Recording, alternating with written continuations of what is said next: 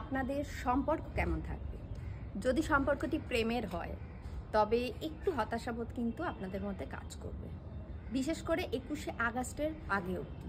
তবে যারা প্রেমের সম্পর্ককে এক ধাপ এগিয়ে নিতে চাইছেন, অর্থাৎ বিয়ের দিকে নিতে চাইছেন, তাদের জন্য সময়টি শুভ।